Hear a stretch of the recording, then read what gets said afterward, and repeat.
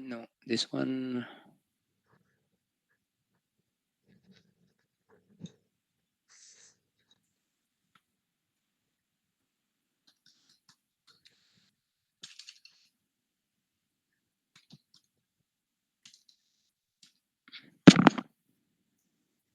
Okay, let me see if I can show you now. 1 second.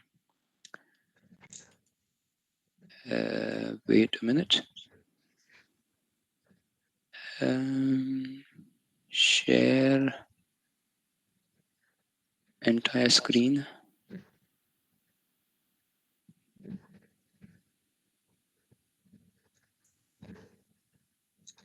So can you see now?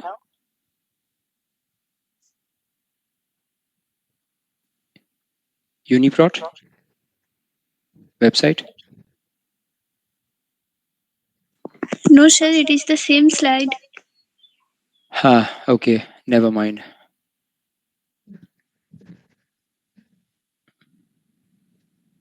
Because I want to show you what you need to do.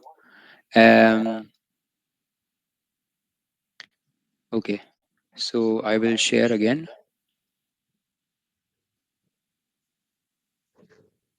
Okay, window, this one. Okay, so you see my screen now? Uniprot? Yes, sir. Okay, so let's say, so Uniprot is the protein database. Now let's say we search for BSA, so bovine serum albumin. You know the short form, right? So let's say I am trying to search for bovine serum albumin, and you have this entry, the first entry. I click here.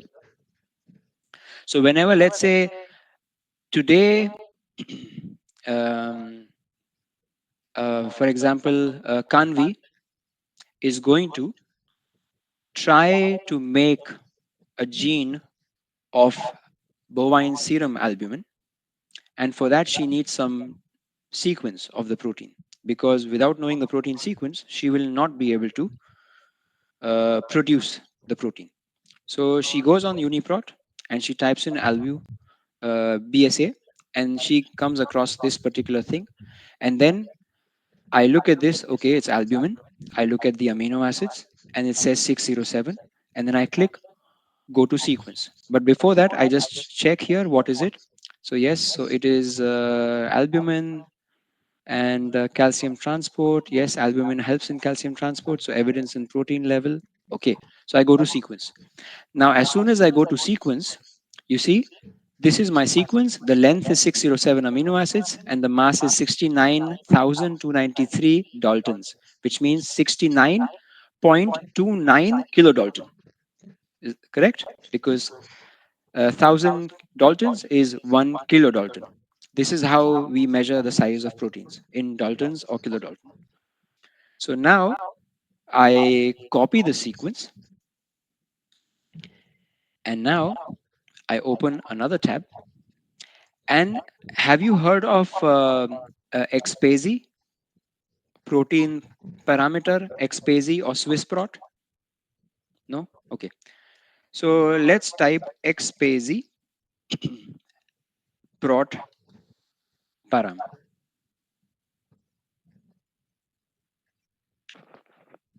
Is my audio fine now? Yes, sir. Okay. So XPASY prot param. So you go on prot param. So remember, I had copied this sequence. Now I want to paste it. And now I will do compute parameters. So what happens here is I put my sequence, all of the sequence, and now I get some information. I get the full distribution of the amino acids that are present, and I also get the same information as the molecular weight. And this is the most important thing that I was looking for, theoretical PI. Do you know what is PI? Yes, sir. It is the isoelectric pH in which the charge of the net charge of the protein is zero. Yes, correct. So, I mean, I see that only you are answering. I would like someone else also to answer. So please don't be shy. and also answer. Not that I don't want to hear any answers, but I would like others to be encouraged to please answer. Even if it is wrong, it's okay. I'm here to correct you and teach you, so it's fine. So theoretical PI. So isoelectric point is the point at which the net charge is zero. That means if you take a buffer of pH 5.8 and you put BSA in that buffer, what will happen? Can anyone tell me?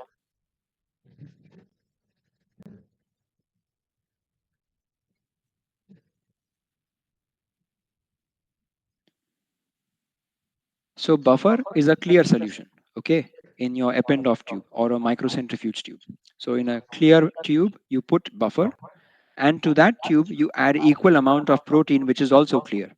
But the pH is 5.8 of the buffer, and the PI of the protein is 5.8. What will happen in the tube? What changes will you see immediately, just visibly? Can anyone tell me?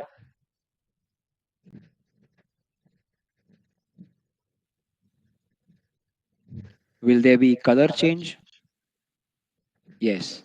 So लवलेश सिंह सैनी ने सही जवाब दिया. It will precipitate because as soon as the PI and the pH have the same value, it will immediately precipitate.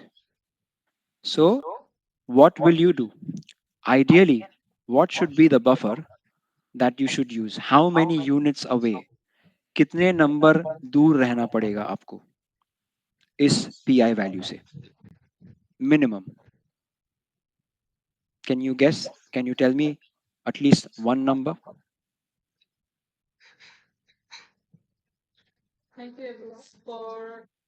So if it is 5.8 pi, which pH buffer would be best? Higher pH or lower pH?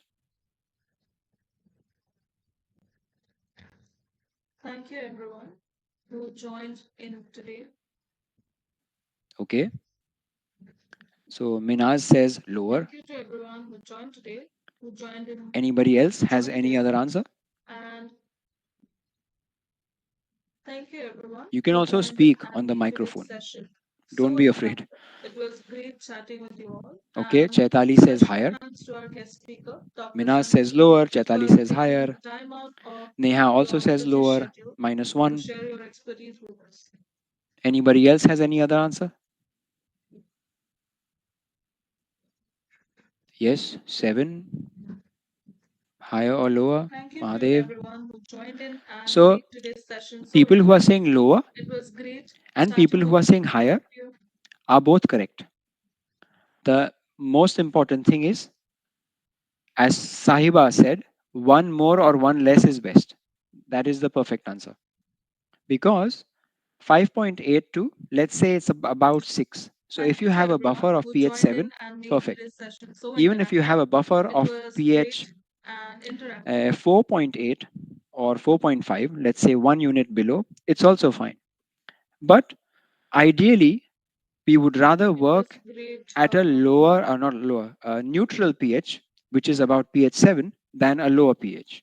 Because lower pH is acidic, it is highly protonated. There are too many H plus ions.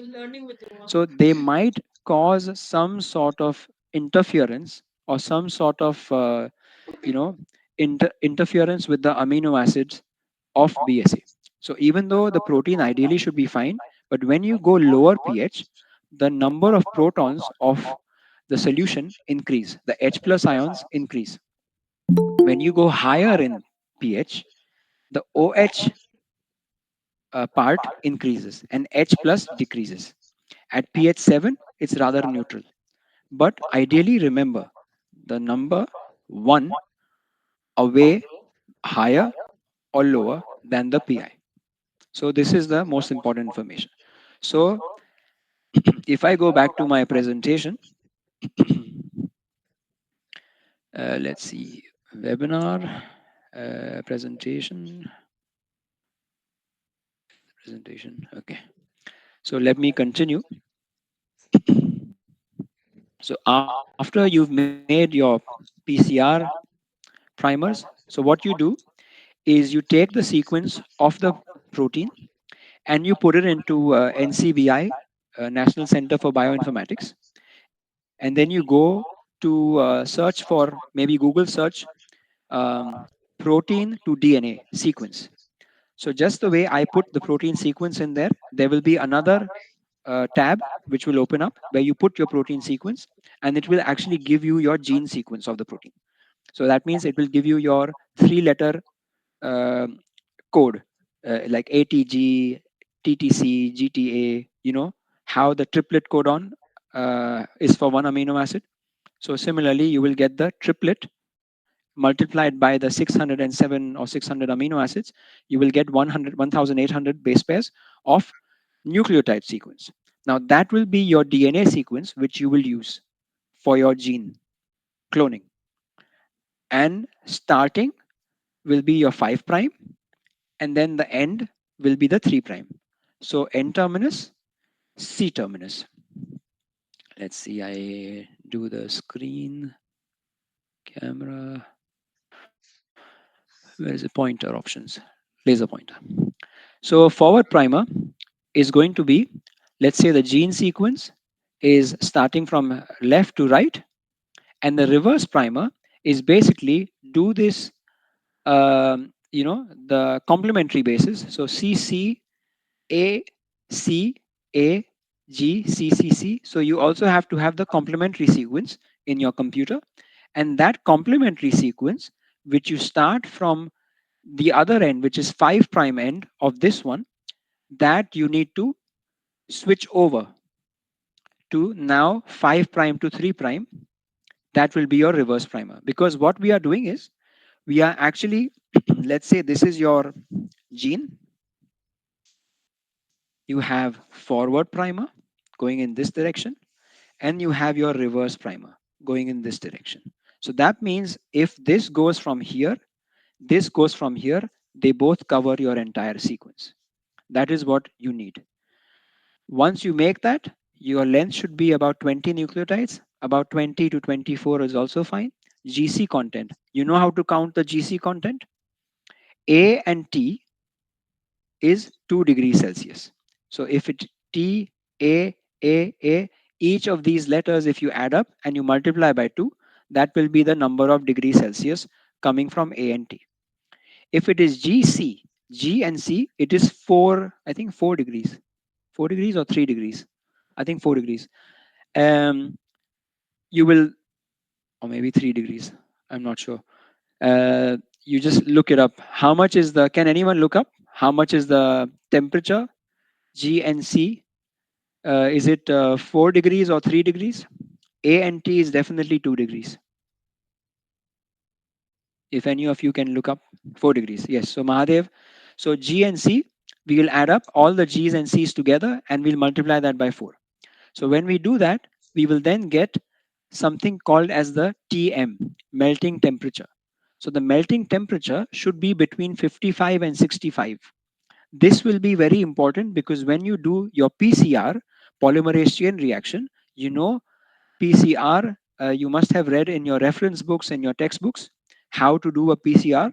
So if you look up on Google, any database, they will tell you what are the conditions of the PCR. The initial denaturation will be 95 degrees, and then will be your uh, TM. And then after the TM will be your extension temperature of your DNA polymerase, which is about 72 degrees. And then comes again, higher temperature to then de-anneal your primers, or de-anneal the two nucleotides, because they will keep forming, and this will be forming and they will be there together, and then they will again come off when the temperature goes up. So this will be a cycle. So every cycle it will keep on re-amplifying, re-disannealing, and then again annealing, again amplifying, and this happens for a period of 30 to 35 cycles using your DNA polymerase. So if you see the PCR reaction setup, that's how PCR happens with the help of your primers. So now moving on to the next one, I will just take away this. pointer option. Yeah. So now, let's say you have finished your PCR and now you are about to do cloning. Cloning, molecular cloning. What is the workflow? First, you will use a restriction digestion. How many of you have done restriction digestion? How many of you have used EcoR1, BAMH1, HindD3, you know, any of these enzymes? Have you heard?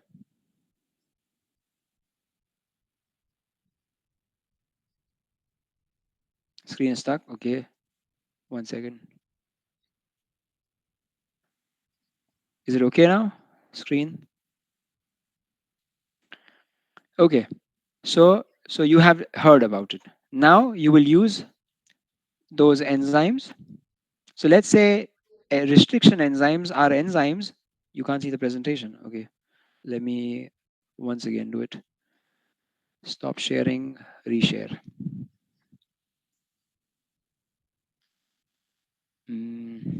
Window, this one, share. Can you see it now?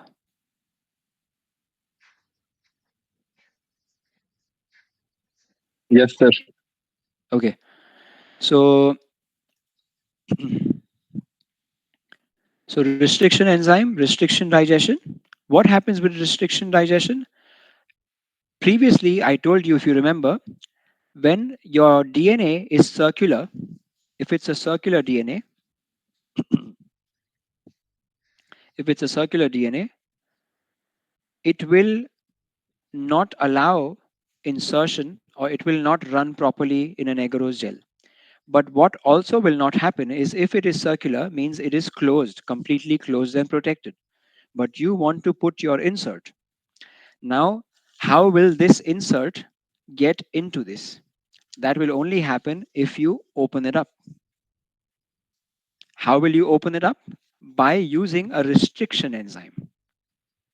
Let's say you use a restriction enzyme, the restriction enzyme cuts the DNA, and now you have opened it up. It's linear now. Now, what you do is you cut your insert. So, the insert, which means your PCR product, let's say this is your PCR product, you made your PCR product such a way that you left some extra bases which have a complementary sequence to this end of your plasmid. Now, if you close this, you now have a circular DNA with your insert inside it. That means this is what you did with the ligation, step 2. First is restriction digestion. Step 2, you inserted by sticking. Ligation means sticking. And now you have your recombinant plasmid, which somewhat looks, let's say I turn it the other way around, like this. Recombinant plasmid with this patch. That red patch, just imagine this is the blue patch on the circle. Now you will transform this into bacteria.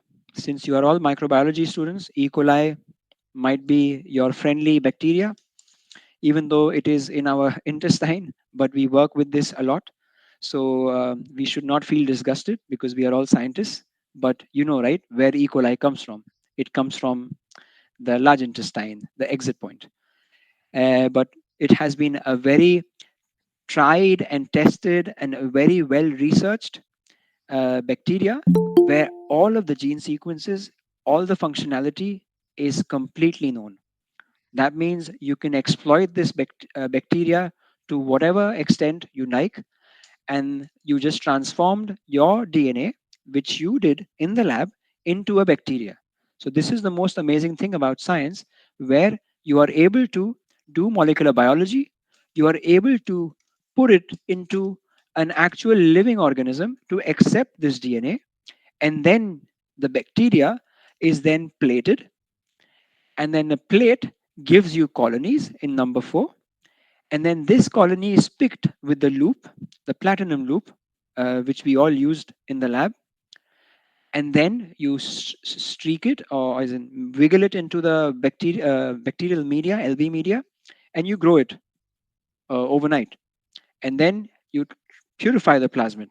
So you do plasmid purification. That means now you have plenty of plasmid DNA, plenty of the circular DNA, which you then send for sequencing. You then send for Sanger sequencing. I mean, there are newer sequencing technologies available, which might be even better or faster. And then you get your final sequence result with these different colors. So each color denotes your A, T, G, and C. So you look at this sequence and then you compare the entire sequence of your insert, means starting from whatever end you gave the sequence to start from until the end, maybe up to about 600 or 800 bases. So out of the 4.5 kb, about 1.2 kb it will get sequenced, because you also have to tell the company, hey, can you please use the forward facing BAM H1 primer. So Sahiba, the LB media has been very well researched and has been tried and tested for more than 50 years. And there is no other media that is cheaper and the best nutrition content, has the best nutrition content for the bacteria to grow absolutely perfectly. So the only reason why we don't use any other media is because you don't need to. LB is the simplest and the most nutrition rich media for E. coli. E. coli is a very simple bacteria. It doesn't need too much. It thrives on LB. That's why we use LB. So then you do the sequencing, and then you check your sequencing with your actual theory on your computer theoretical sequence. And then if it matches exactly without any mutations, then you are perfect. That means you have now successfully cloned your gene, and now you have the DNA, and now you can produce your protein. So in the next stage, we are now going to produce the protein in E. coli. How you do it? So again, if you skip the step number 1, 2, and 3, because we already have done this, and now you are going to do the protein expression. Now for protein expression, remember, the cells are transformed, the DNA, the plasmid DNA that you have is transformed into a different cell line of E. coli, which is called BL21 cell line. So BL21 cell line is actually, yes, so Tiba um, is able to do overexpression of your protein of interest, because it has certain promoter regions, certain sequences which help it to overexpress. So that's how you are able to perform the protein production. So once the protein is produced for a few hours at 37 degrees, like 3 or 4 hours, and then the OD has reached about 600, 600 or yeah, I think you have to check the OD optical density at 600 nanometers, I think, and it has to be above a certain level to tell you that now there is enough bacteria and the protein can now be harvested. You then lyse the bacteria using sonication. You sonicate it, or you use a French press system where you push it through a mesh and then it kind of lyses. But I used to use a sonicator. So sonic waves of sound would go into this container, into the beaker, and then the plastic beaker, because if you use glass, it might break because of the ultrasound frequency. And then you break open the cells. And then you have your solubility assay, means you check. If you get a supernatant, you take your supernatant and you also take your pellet, you resuspend the pellet in PBS, and you run it on the STS page, and also do a Western blot analysis to check if you get your protein of interest. Once you have done that, once you see the band of interest, then you say, okay, I have my protein. Now I will proceed with the purification. So purification, if you have expressed your protein with a particular affinity tag, so you have read in your textbooks, right? What is an affinity tag? So affinity tag is like like a molecule which is on top of your protein. Let's say this is the molecule and my finger is the protein. it's sticking to this protein. What will happen is this particular tag will help you to purify the protein when you put it onto a column, because the column has affinity for the tag. So your protein will go onto the column with the tag, and it will stay there. You will pour buffer on it, it will stay there. Only when you put the elution buffer, which means the elution buffer, yes, ligand receptor binding interaction. That's correct, Neha. You will then dislodge the tag and the protein. And once that is done, then you take your eluted protein, and then you have now purified it. But because the elution buffer has certain types of, let's say imidazole compound, if it's a his tag, or if it is a streptactine avidine system, then you use biotin. So these molecules, imidazole, biotin, they are not good for your protein for long-term storage. They interfere with any other experiments that you have to do later on. That's why in step number 9, you do dialysis. Dialysis is buffer exchange. You put your protein in a membrane, you seal the membrane, or you pour the protein in a centrifuge tube with a membrane inside, which is able to pass through, in which the liquid the protein is in, the buffer the protein is, passes through, but the protein does not, because the membrane is of a certain kilodalton size, which allows only passage of, let's say, I don't know, if your protein is 10 kilodalton, the membrane will be 5 kilodalton, because your membrane should be lower than the size of your protein so that the protein can stay in the membrane.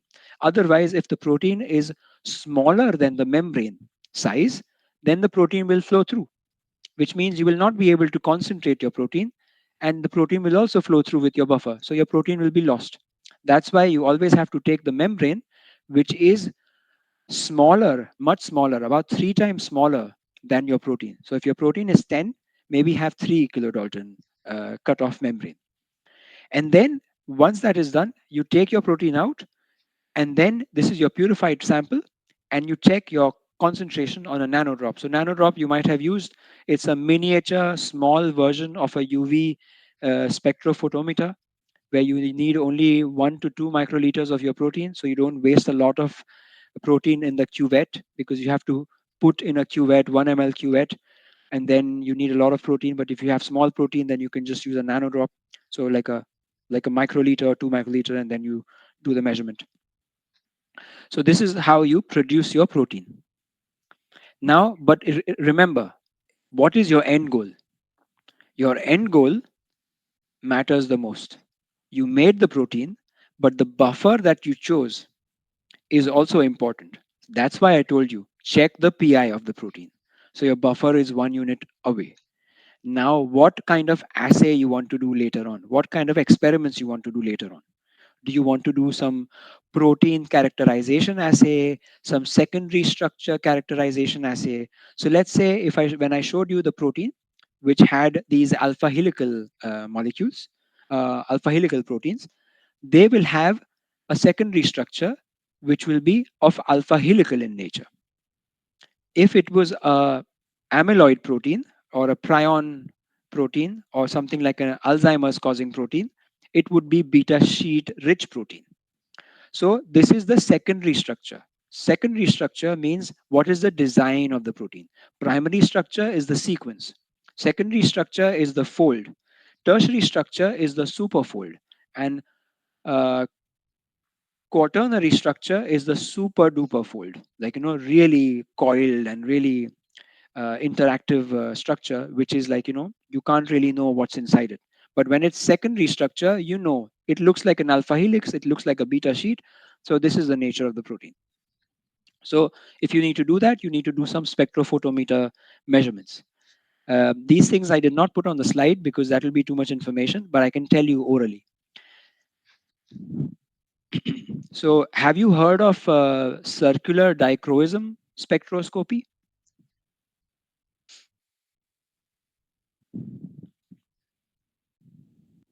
Yes. So in short, we call it CD spectroscopy. Have you heard of fluorescence spectroscopy? So, CD spectroscopy is for looking at secondary structure. Tertiary structure you can only look at by using fluorescence spectroscopy. Now you know fluorescence spectroscopy, what which amino acids in the protein are you able to calculate the protein concentration or measure the protein concentration by which amino acids in the protein. Okay, tryptophan, that's correct. And Tryptophan, tyrosine, tyrosine. Ye- phenylalanine. yes, that's correct. Tryptophan, tyrosine, and phenylalanine. So these three. Now, if your protein doesn't have any of these, then bad luck. Then there are other methods to try and do protein concentration measurement. You can do protein concentration measurement also using infrared spectroscopy, IR, mid IR. So, mid infrared range spectroscopy can also measure protein concentrations if you cannot measure using UV. So, this is also another option. There are also other colorimetric based methods where color change methods can be used to estimate, like Bradford's or BCA assay. So these are other colorimetric methods where you can do protein concentration measurements. So there is always an alternative, but it's always nice if you have tryptophan, tyrosine, phenylalanine. Otherwise, you can't do tertiary structure characterization because you will not get good fluorescence. Only you might have to do a mutation in your protein by mutating amino acid and by putting a tryptophan and tyrosine or phenylalanine to be able to get. But nothing like tryptophan. Tryptophan gives the best fluorescence. Tyrosine maybe just a bit, but tryptophan is the highest. And phenylalanine also gives you just a little bit. So now we've done circular dichroism. Um, what do you say? Fluorescence spectroscopy for tertiary, for secondary and tertiary structure characterization. Because if you produce your protein, you can write it down. You need to know if your protein is folded. If your protein is not folded, it will not function. What do you mean by folded?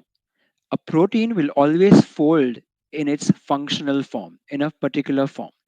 So alpha helical proteins will fold into alpha helical, and they will also fold into some tertiary structure and then carry out their function.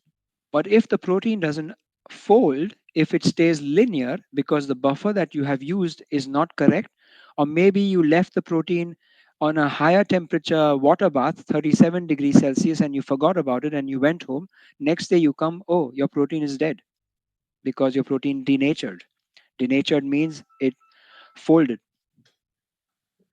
So that's why you are you need to check secondary structure and tertiary structure to know if the protein has folded. Now, mammalian cell based protein production in biopharma. I talked about protein production in E. coli. Now we just look at how protein production is done in biopharma. So you have your plate culture. So you have your cells grown in a plate.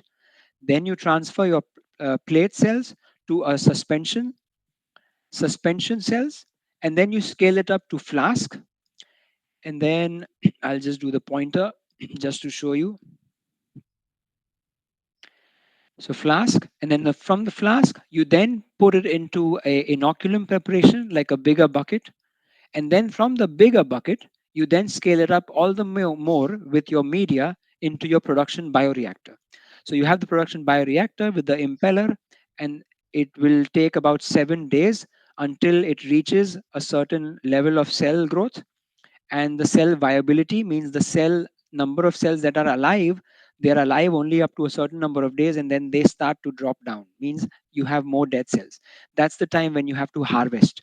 So harvesting, you do it by centrifugation or you do it by filtration. So you connect. Okay. It's stuck. Okay, I will just once again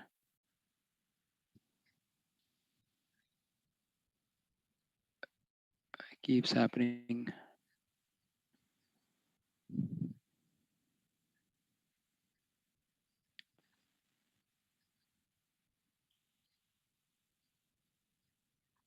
Okay. So can you see now?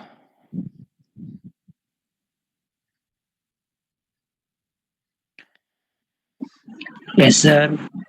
Okay. So now you do filtration or you do centrifugation. What happens is you try and get all the cell wall and the cell debris down, and you take the supernatant up. So when you centrifuge, all the pellets will go down, supernatant will come up. Supernatant, you then have to do, let's say, low resolution purification means affinity purification. You put your protein down a resin through a column, and it will go and bind to the tag that your protein has. And then you remove that, and then the first chromatography that is written over here, that is nothing but size exclusion chromatography. So size exclusion, now the protein after affinity will now get purified second time with, on the basis of size. All the heavier particles will come out first, heavier proteins come out first. The lower protein molecules come out later. So you will see these peaks on the chromatogram. The heavier one came out first, and then came the medium, and then came the lowest one. And then depending on what is the size of your protein, you will know from previous experiments which one is the peak of your protein. And these are the fractions where you have to take all the fractions where in the tubes that the protein was eluted. And then you go to the next stage, which is viral inactivation. So there you have to change the pH of your media, of the, sorry, buffer. If you go to lower pH, the virus gets killed. So if you had a pH of 6.5 or 7, now you go to pH 3.5 or 3 to kill the virus. And now you then move to another chromatography, which is called mixed mode chromatography. Mixed mode is nothing but ion exchange. It's a mixture of cation exchange and anion exchange. So you have two columns, protein goes on one, comes out, and then protein goes on the other. By doing this, what you are doing, the viruses that were inactivated will get out in the cation exchange. Now the DNA that is sticking to the protein has to also to be removed. That will come off in the anion exchange. And now you have to go to the next stage, is viral filtration. So virus got inactivated, but viral particles are also proteins. Why do you think these proteins will be a problem? Because your protein is going to be a medicine. If you have foreign proteins, like viral proteins, what do you think will happen?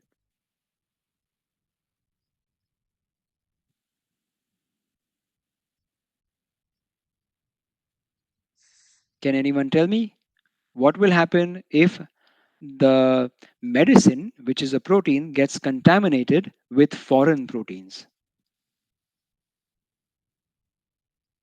What will happen to the body? What will happen to the person? Yes. So Darshana says immune response means an immune response will be triggered. The person will get a bad immune reaction. The person might start vomiting, might start getting bloodshot in the eyes, might start to, choke, might start to have palpitations, heavy breathing, sweating, a redness on the skin, all sorts of side effects that you can imagine. And the person might have to be hospitalized, and the person also has a risk of losing his or her life. So, never ever skip any of these steps. So, in biopharmaceutical, all of the vaccines, all of the injections like tetanus injections, when we were kids, we got those injections. These are important because these injections are made through all of this processing, even the human insulin. So, the insulin that I use, I have two types. One is made from yeast, Saccharomyces cerevisiae, and one is made in E. coli. So I use two injections, and both are made from different microbes.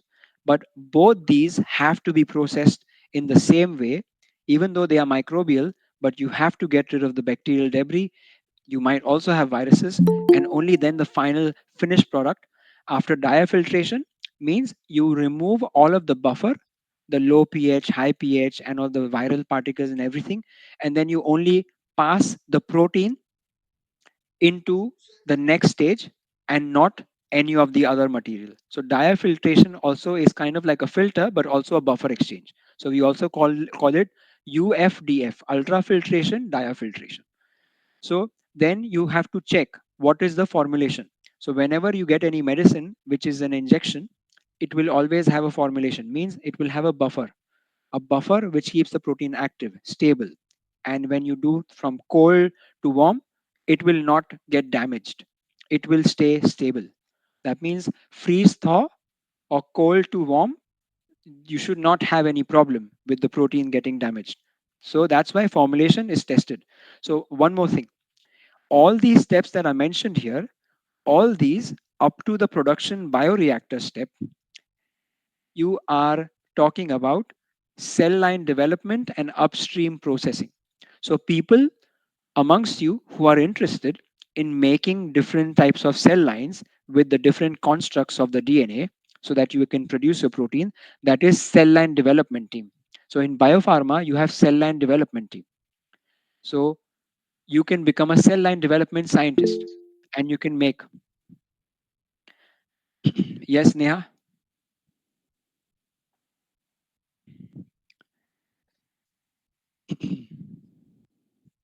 you have a question, or was it by mistake? So cell line development. Then you can do upstream processing. So people who inoculate the media with the culture, and you see to it that all of the parameters are checked, because these reactors have a lot of biosensors.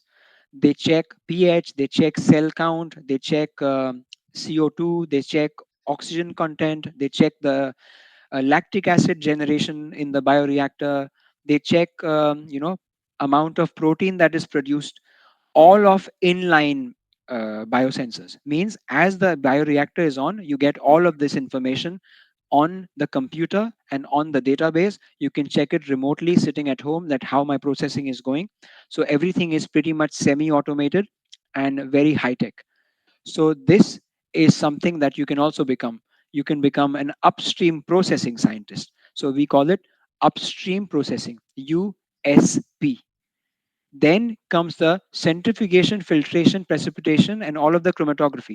So the chromatography part is what you call downstream processing, which means cell line, cell line development, then comes the upstream processing, and now comes the downstream processing. Downstream processing means handling the protein, purifying the protein, getting the protein purified, and then the formulation.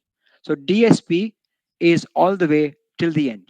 But then after the formulation, at the formulation point, there is also formulation scientist.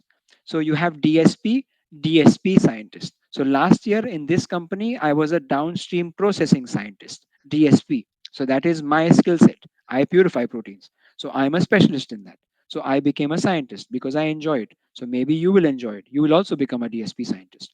Then comes the formulation. Formulation means what buffer? Which buffer is important?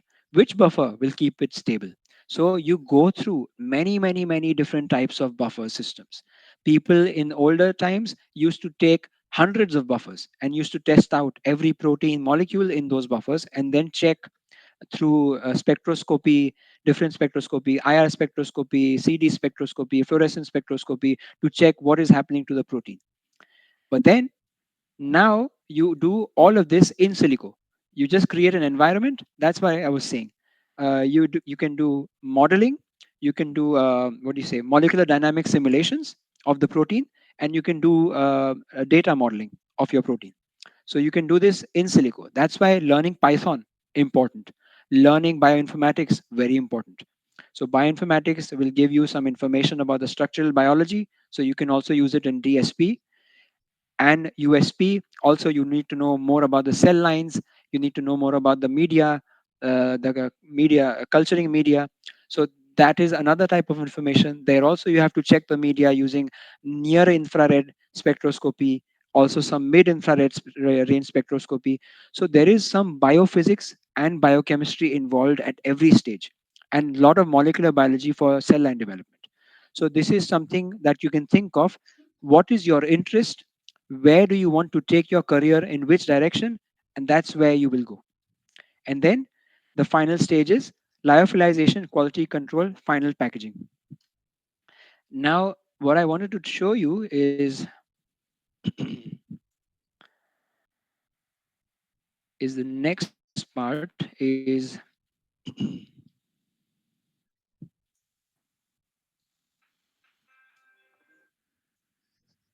yes. So this one, okay, so it was stuck.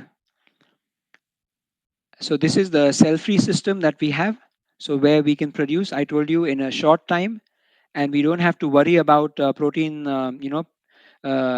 production for a very long time, like 1 week, months. No, we don't need to do cell line development. We can just add the DNA and produce the protein in a matter of 2 days, and people can use it very quickly. So this is the beauty of cell-free system. So there is another way of producing proteins, which I already told you about. So if you want to know more, you can ask me afterwards via LinkedIn, and I can give you my contact. And then you have the same thing. You can do it fast, and you can do a lot of checking with different protein constructs, and you can really zoom past your protein development stages.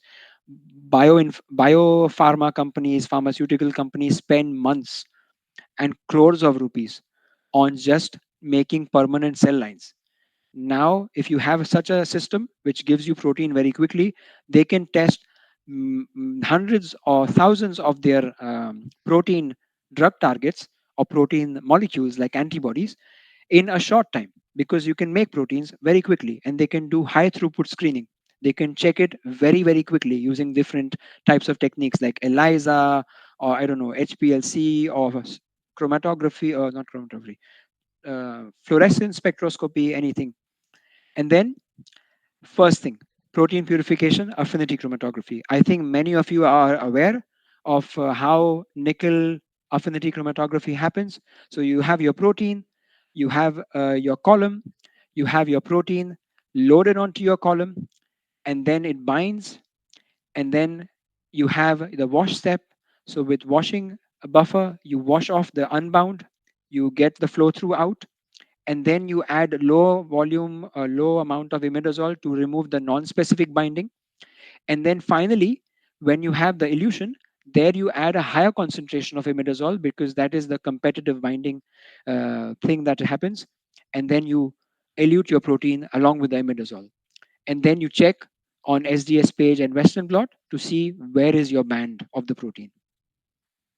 Then comes size exclusion chromatography. Now, on the left hand side, in this fancy looking device with a lot of bottles on top, this is called ACTA purification. So it's an FPLC, fast protein liquid chromatography, where you mount your column, and then you can have a lot of buffers, different types of buffers, and you can load your protein, and then you can have the buffers going over your protein. First you equilibrate, then you wash, and then you elute, and then you collect the fractions in that white box on the side on the left, and that's where you will have your protein collected. And then you take your protein and you run SDS page Western blot to confirm if your protein is present or not.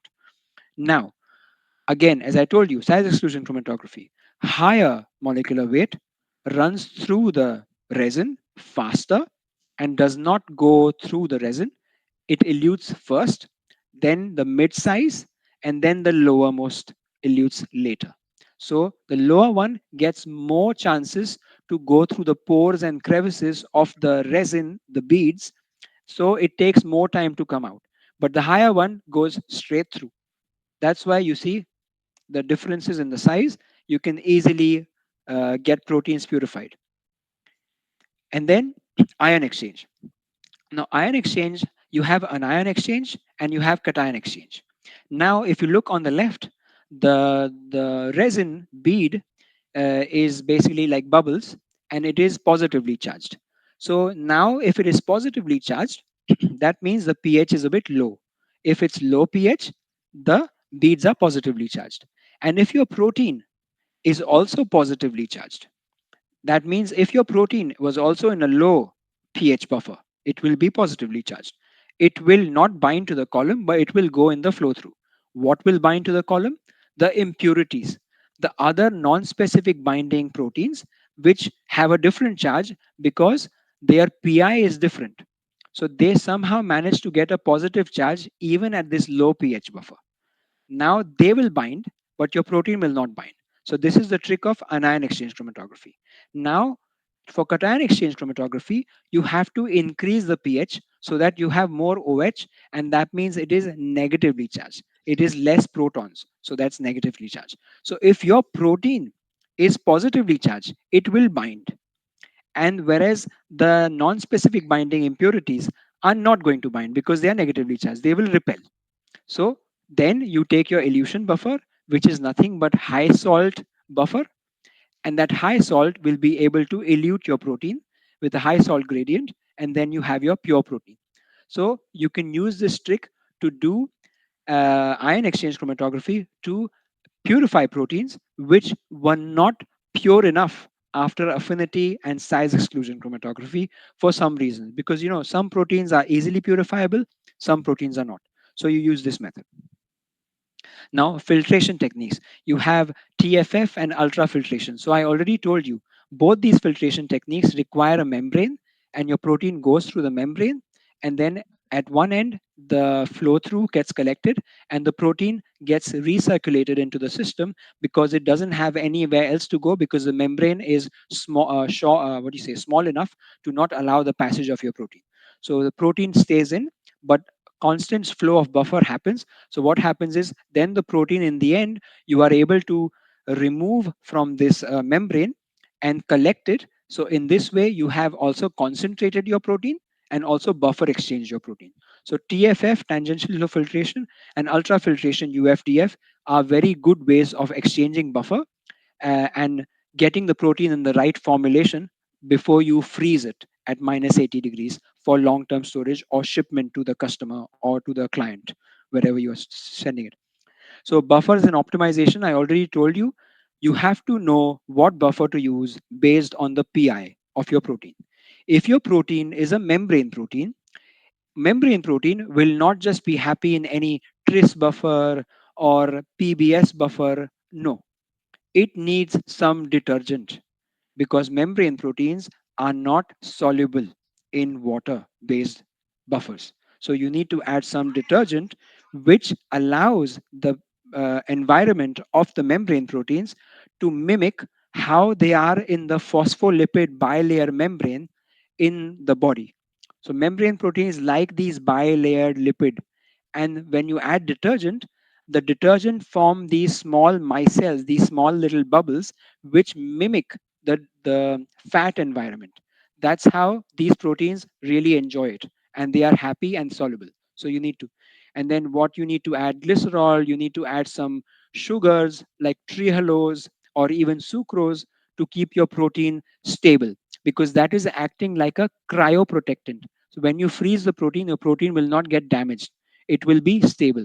So these are the extra additives that you need to add. So these are the things that formulation development scientists work on. So you can also, if you are interested in chemistry and some of these things, you can become a scientist. Now, confirming purity, identity, stability. Again, SDS page, Western blot, you see HPLC, SEC. So this protein, and we evaluated by doing the SDS, SEC, HPLC, and we saw it's 91% pure. So this is the band here, and this is the band here in the Western blot, and it is an HSP90 protein, which is 90 kilodalton, and it's pure. We sent it to the customer happy, and we are done with the project. We got the money, job done. Move on to the next project. So ELISA. So ELISA, I think in theory, you know how ELISA works. So basically, you have your antibody, which has an HRP, horseradish peroxidase. It is the HRP here in step number 4. So you coat your plate with a certain antigen, and then you put your protein on that, and the protein gets bound to that particular substance, and then you wash it off, and then you put your antibody. The antibody is nothing but having the HRPs, the secondary antibody. So this is your primary antibody, particularly for the protein, which will bind to the protein. You wash it off, So it will remain bound to the protein, and then you put your secondary antibody, which will then bind to the protein. So everything gets bound because initially all of this was coated with a certain material in which your protein stuck, and now to that stuck protein your antibody stuck, and now to the antibody your secondary antibody got stuck. And then you add the substrate, and the substrate changes color, and you put it into a plate reader, and the plate reader gives you the value, and the value gives you a graph, and the graph is able to give you standard plot. And on the standard plot you can then do a extrapolation with your protein antibody or a protein concentration measurement. So this way, ELISA is a very, very specific quantitative binding assay. So this is also used in industry. So for analytical scientists, ELISA, you can also be an ELISA expert. There's something called as DLS, dynamic light scattering, and nano DSF is basically differential scanning fluorimetry. What happens here? You have this machine, which is basically the DLS machine. You have these glass capillaries. I will show you, in which you load your protein about 5 to 10 microliters, and then the protein goes and through the capillary action gets filled up.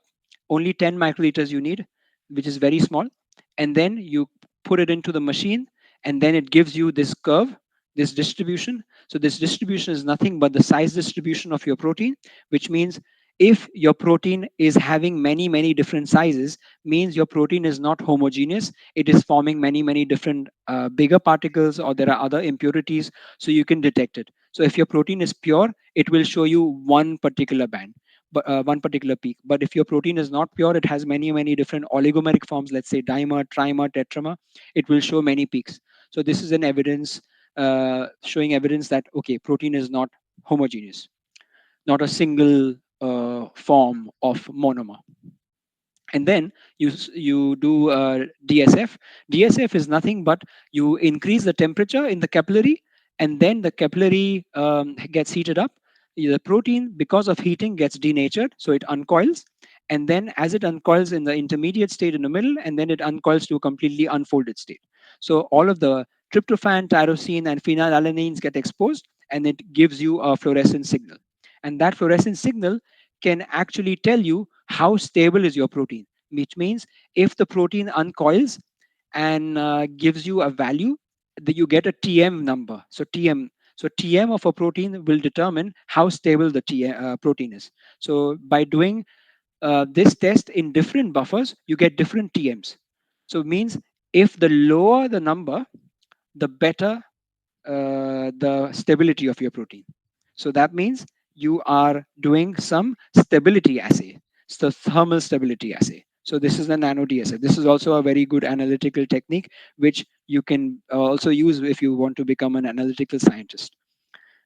And this is how we do the buffer testing. We took different buffers, and we took our DLS readings, and we saw the radius is low and cumulative PDI, so polydispersal index. So this is if it is close to zero, which means it is good, means the protein is more monomeric form.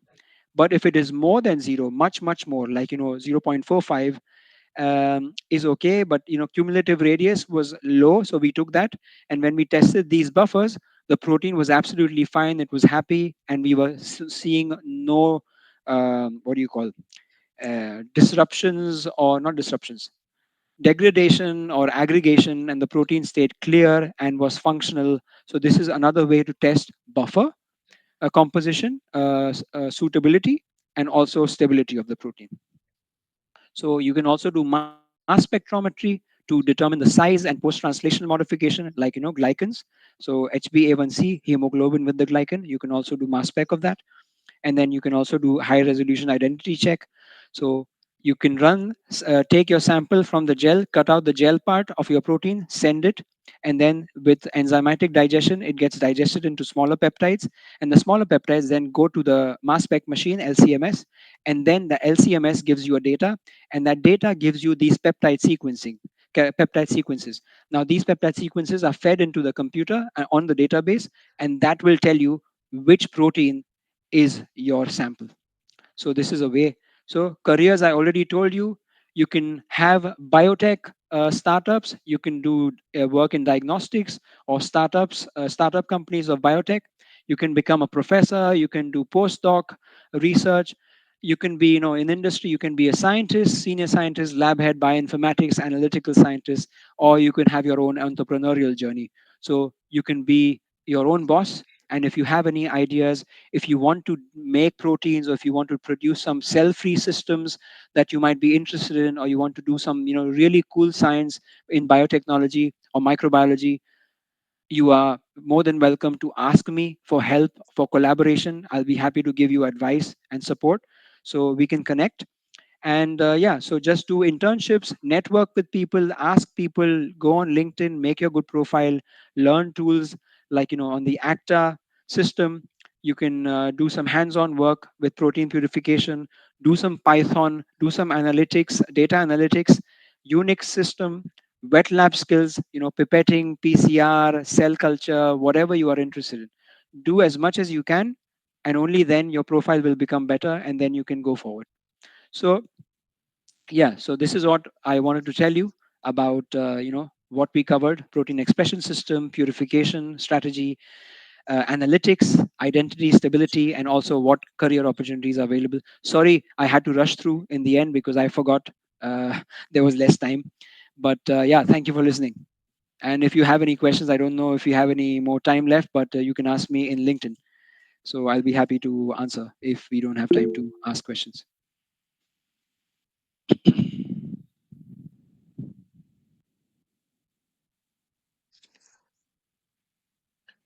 All right. Thank you, everyone. Thank you, everyone who joined in and made today's session so interactive. And special thanks to our guest speaker, Dr. Singh. So, thank you for taking the You're time welcome. out of your busy schedule to share your expertise with us. And we would like to attend more such sessions in the future. Thank you so much. Very welcome. I'm happy to be here and give you all the information.